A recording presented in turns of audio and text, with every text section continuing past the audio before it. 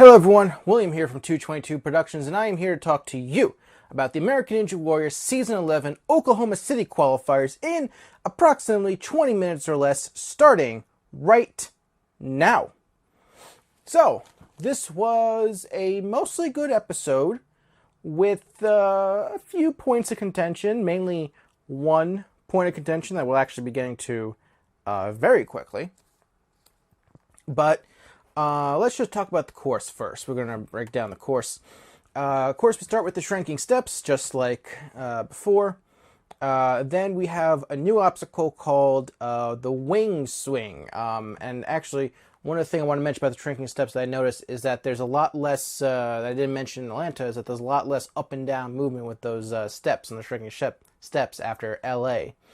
But the wing swing is really lame. It's just trapeze. It's just a trapeze. It's just a pair of trapeze bars. There's this wing thing that is inhibiting their movement, but you can achieve that same thing with just a bar. There's the whole wing part. Oh man, it is very underwhelming as an obstacle.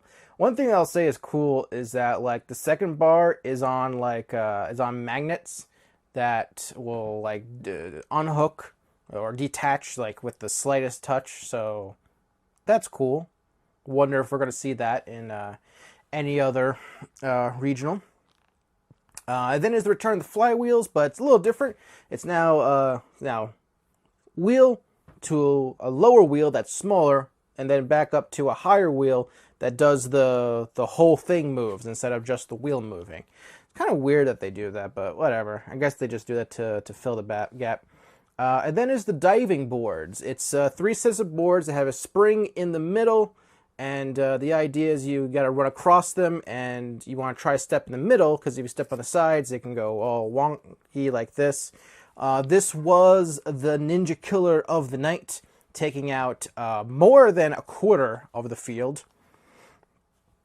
And then afterwards was a new obstacle called the Coconut Climb. Coconut Climb is an obstacle that has technically 5 parts to it. So you have this metal oval ring. You got to grab and you got to use it to help you climb up the underside of a tree, of a coconut tree. That's part 1. There's little footholds for you. And then part 2 is that when you get to the top, you have to push yourself far enough to slide and lock into place on the horizontal bit, the slightly inclined horizontal bit. And then you got to transfer to part 3. I guess technically you could say 6 is actually 6 parts. Part 3 is the transfer. Part 4 is making your way down, which involves you got to hop some ledges as you slide the way down. And it's important to mention that you're not allowed to grab the tree on the way down until you get to the last hook. And then you use it to make your way down a little bit. And then the 6th and final part is that you have to do this, like, this turn around, 180 rotation transition to a rope that allows you to swing to the platform. It's very involved. It's very complicated. It took out, let's see, yes, it did take out the second highest amount of people. Probably would have took out more if more people got to it. I think the transition part is very awkward. I'm not the biggest fan of that. And it definitely does seem to favor taller people in that regard. Also, that ring looks very heavy. He looked very heavy. So I imagine that took out a lot of people. The people that took out, that was like a factor to it. I can easily see this obstacle getting nerfed for the regional finals. And then, of course, is the War to Walls. So, because this happened so early, I just want to get this out of the way. There was a run, very early on. Tom Mortimer, I'm pretty sure I've seen this guy before. He's a zookeeper, but his profile, I called it one of the most uncomfortable moments in A&W for me personally. Basically, his story is that his son, him and his wife found out that his son suffers from epilepsy and that he will have seizures. Now, it's one thing to tell this story, but what they did was they showed real footage of their son having seizures.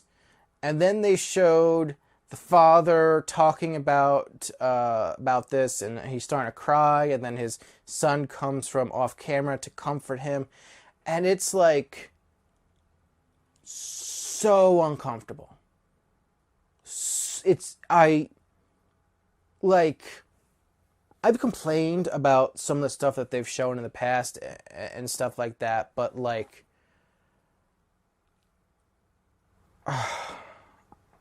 this was a different feeling, you know. I've gotten angry in the past, you know. If you watched all these reviews, you've known I've had mixed emotions about some of these, more dramatic profiles. I've even liked some of them in the past. This one just, it didn't make me angry. It just made me sad. And I'm just like, what's the benefit? Like, it'd be one thing if the guy suffered epilepsy and they showed the footage, but it's his son. He's just a kid.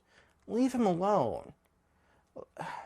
If you want to spread the story to like help raise awareness, that's one thing. But like, I don't need to see him actually have a seizure in my obstacle course show. I'm sorry. And I don't even get, like, to what benefit was this really? Because, like, I'm pretty sure in the beginning of the episode, Akbar was like, oh, this is going to be one of the runs that you're not going to forget. I'm going to be completely honest with you. Until I looked at my notes, I actually did forget about this. There was about, I would say about an hour later, you know, into the final quarter of the show, I had completely forgotten about the run. And if I didn't have notes in front of me, all those memories came back to me all of a sudden, but it did slip my mind. So I don't think there was any real point to any of it. There was no real positive moment, because I think too many people would just forget about, and you instead just sort of like ousted this kid as having this, you know, horrible disease, and showing the footage. That's the part I can't get over. Is showing the footage of him having an epilepsy. I'm sorry. Unfortunately, like, what made it even worse is that, like, Tom didn't even go far enough to move on. He failed the diving board, so we're not going to see him. I'm sorry. It just really bothered me. There was I believe his name was Tom Simic. Just some of the fast forwards I just want to quickly mention. Just sort of get them all together. Tom Simic, I believe they said he was like 63. It was cool seeing him on the course. Unfortunately, he touched the water in the first obstacle. DJ Tight Pants, who co-hosted with Rich once on the Armchair Ninja podcast as a substitute. He got some fast forward time, failed the coconut climb. Unfortunately, I forgot to write what DJ Tight Pants' real name is, and so I don't know if he made it in the top 30. I just realized that, so hey, congratulations, or not? I don't know. Guess I'll find out.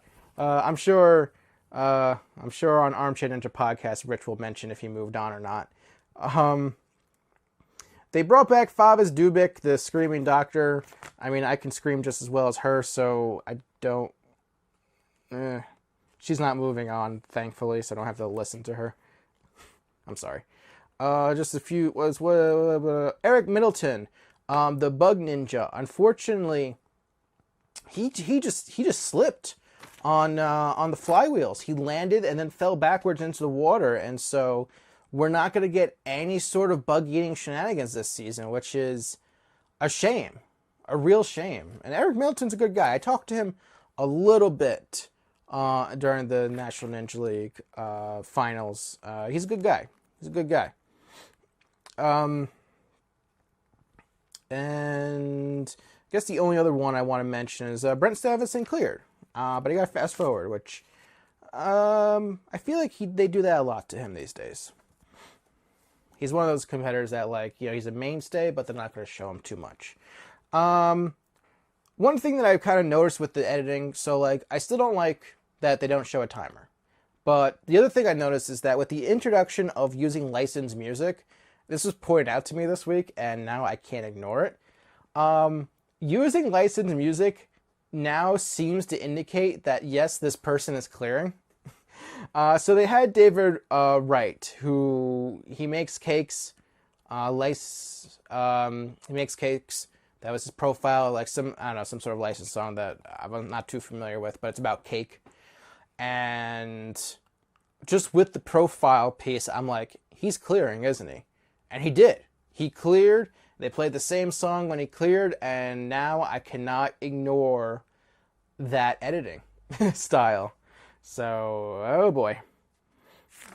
Let's see what we got here. Maggie Thorne. Maggie Thorne made it into the top 30. She had an amazing save on the diving board, literally holding on to the Velcro flaps of the landing pad and just barely missing the water with her feet by mere inches, maybe even an inch, but it was super close. Matthew Day had an impressive run. Good, he's good too. I believe he follows me on Instagram, unless he stopped following me on Instagram. I don't know. Either way, I follow him. Glad to see him do well. He cleared in a fast time. The women got a lot of airtime, I noticed. And I think part of that is because we had 4 women in the top 30, which was really cool to see. It is sort of weird, so like the order that some of the women were presented, because like, for example, Madeline McNeil, who technically was first place of the women, got fast forward, which was kind of weird. One woman that they showed was, I gotta mention this, Taylor Amman, whose boyfriend Clay Ratterman also competed, but Clay failed the wing swing. Wing swing is a weird name also because it kind of sounds like someone saying ring swing incorrectly. So every time I say wing swing, I feel like I'm like messing it up, you know? Like I'm saying it wrong. But it's not ring swing, it's wing swing. But Taylor, basically she met Clay on the set of Team Ninja Warrior College Madness. And she was actually part of the winning Wisconsin team. And I was just watching this and being like, holy crap, they're actually acknowledging Team Ninja Warrior College Madness. This is incredible. I never thought they'd do that. So bizarre. So absolutely bizarre, but I'm glad that they acknowledge that it exists. And I'm just sort of thinking to myself, how many people watched that profile and said to themselves, wait a minute, what the heck is Team Ninja Warrior College Madness? Or what's Team Ninja Warrior in general, for that matter? Because I saw the ratings for Team Ninja Warrior, especially College Madness, especially. The ratings for College Madness were so low because Esquire had already lost a lot of potential homes to be viewed in, that they didn't even qualify for the top 200 Nielsen rating rankings. So, yeah, it wasn't great. But yeah, she made it to the coconut climb. I was very impressed. In fact, all the women in top 5 made it to the coconut climb, which is, I believe, in terms of the cutoff for the women, I think this is the best ever since the introduction of the women's rule. I think this is the best performance overall by women, just going by, if you go solely by cutoff. Because I know obviously last year we had Philadelphia with 3 women clearing. I know, because I was there. But having the cutoff be well, actually, you know what? To be super fair, now that I'm thinking about it, because I was there, Philadelphia, technically the cutoff, I believe, yeah, would have been Obstacle 5 also, but it wasn't because Angela Gargano injured herself landing after the wing nuts, so she never got to so technically she failed Obstacle 5, but because she was taken out of the competition, her spot was given to McKinley Pierce, who failed Obstacle 4. So, yeah, okay. So that's just sort of like, yeah, still, officially, the best in terms of cutoff. But it was a good night for the women, I'm glad. Although, I couldn't help but notice that there was like 2 signs that A&W kept kept cutting to.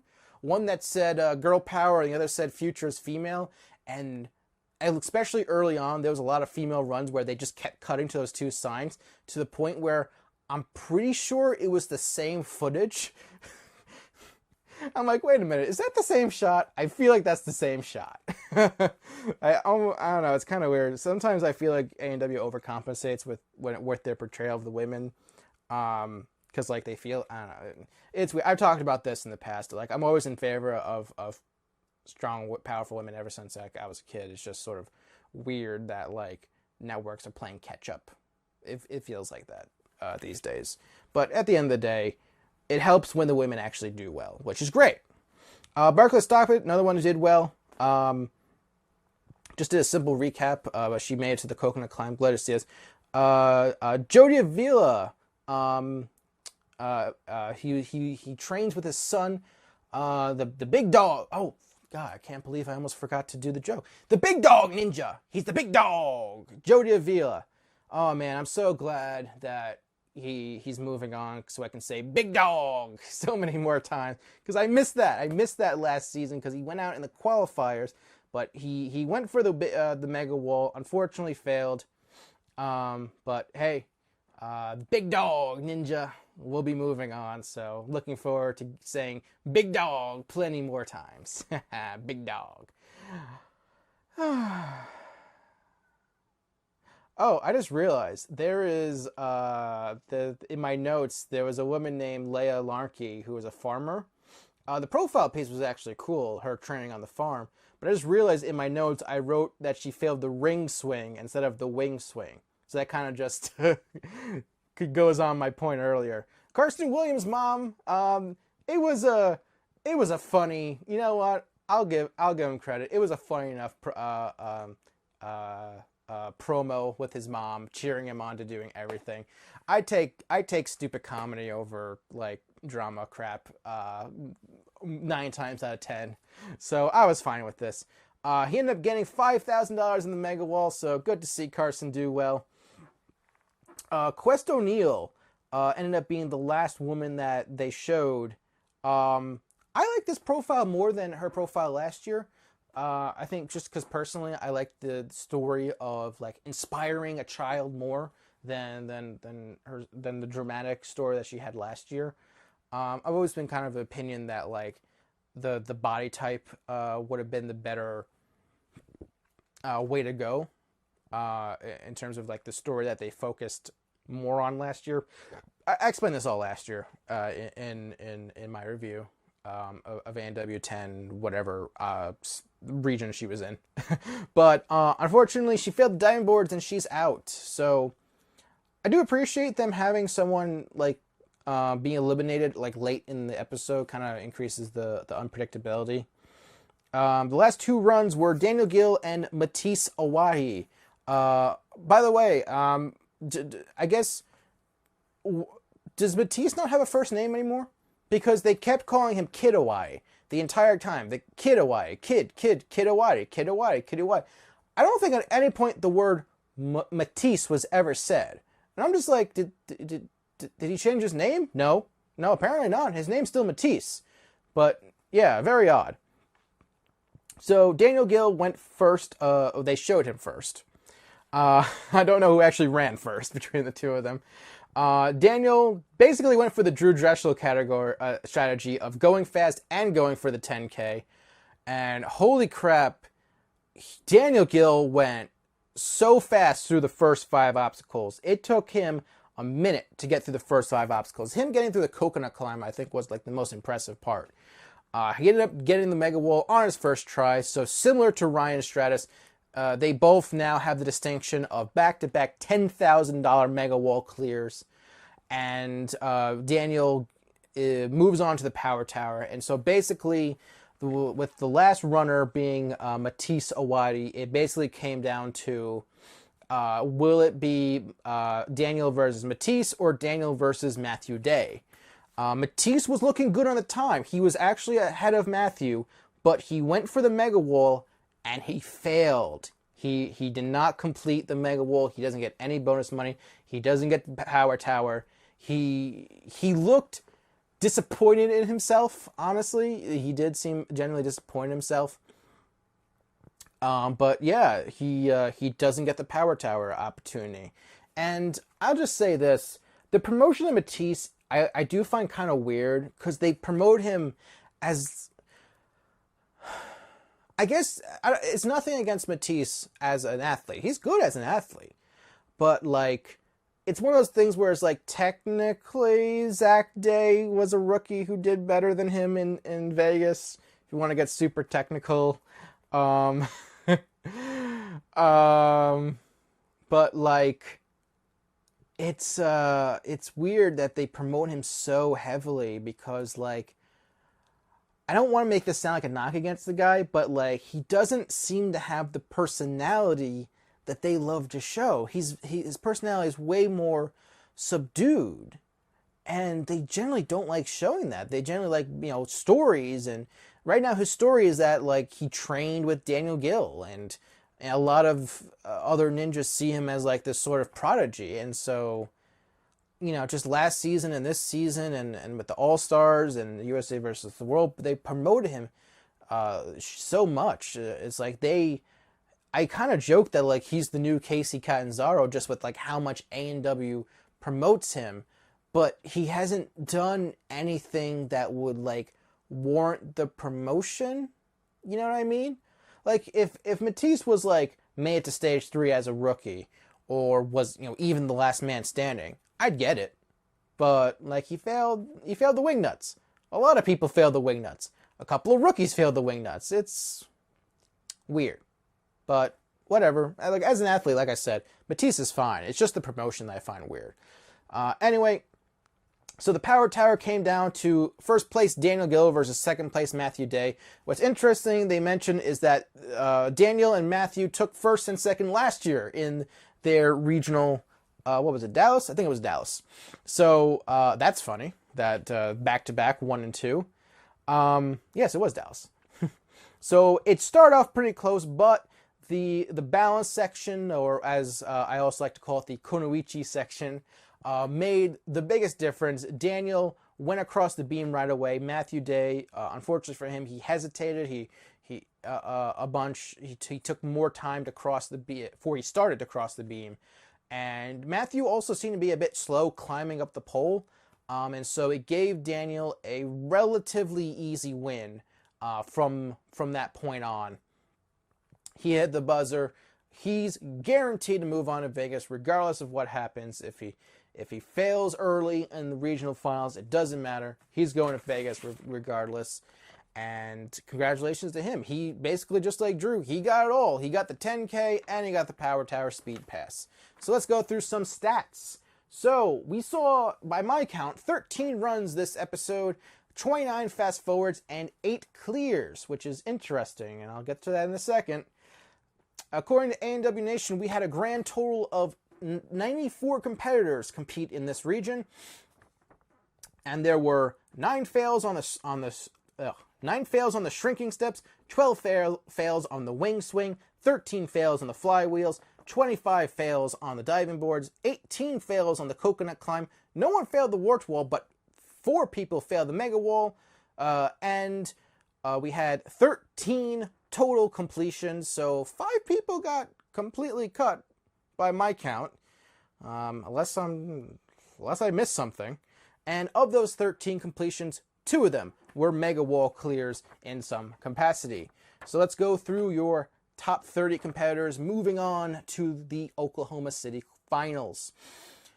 So first up, we have Daniel Gill, who got the $10,000 mega wall and the speed pass, moving on to Las Vegas, followed by Matthew Day, Nick Fordney, Karsten Williams, who got the $5,000 mega wall, Alex Blick, Brent Stephenson, David Wright, Ben Wales, Jeff Harris, Kendall Ortez, Chris Talon-Green, Abel Gonzalez, and Tyler Humphrey.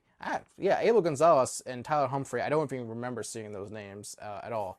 And then we had 4 fails on the mega wall, which was Matisse Owai, Jody Avila, Josh Salinas, Brian Burkhart. And then the rest of the top 30 all failed the coconut climb in Jonathan Horton, Rick Hinnat, Josh Norton, Elliot Jolivet, Jonathan Bangish, Demir Okanovic, Tremaine Deutsch, Josh Harris, Chris Cambray, Madeline McNeil, Maggie Thorne, Barclay Stockett, and Taylor Amman. And to round up the top 5 women, Karen Wilton failed the coconut climb. And that is all my thoughts on the Oklahoma City qualifier round.